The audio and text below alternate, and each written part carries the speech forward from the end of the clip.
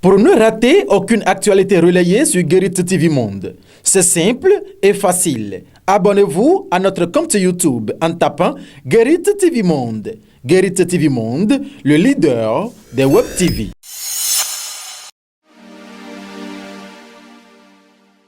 Bonjour, transhumance politique, quand la rupture s'en accommode. Titre manchette Matin Libre dans sa livraison de ce jeudi 23 janvier 2020. La foi est ouverte.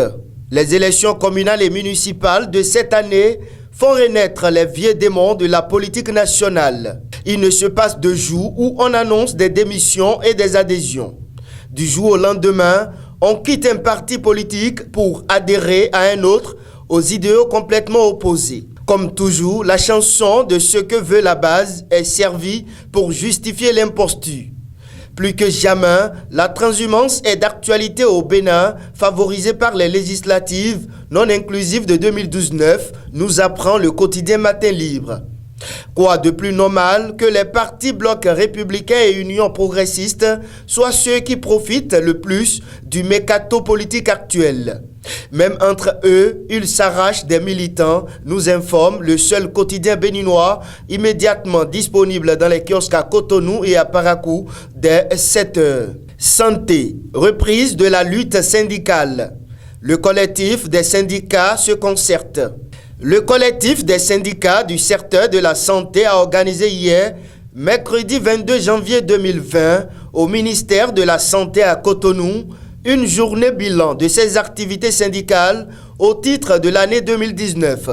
Instant pour les différents syndicats du secteur sanitaire du Bénin regroupés au sein de ce collectif de faire une étude analytique des différentes activités qu'ils ont menées, ce qu'ils en ont obtenu et ce qu'ils pensent obtenir auprès de l'État au cours de cette année nouvelle, informe le quotidien Matin Libre. Bénin, CO Award 2019, Lolo Andoche, Sacré, BCO, Culture et Mode.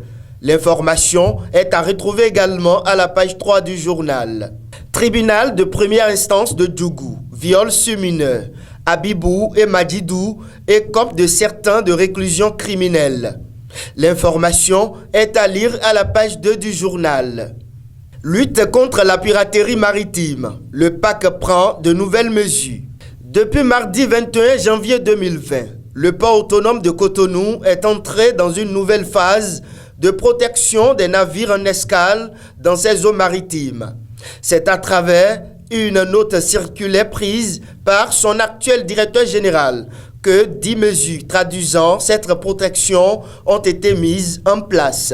Et pour terminer, douane, service d'intervention rapide Bogo Alibori, 37 kg de chanvre indien saisis.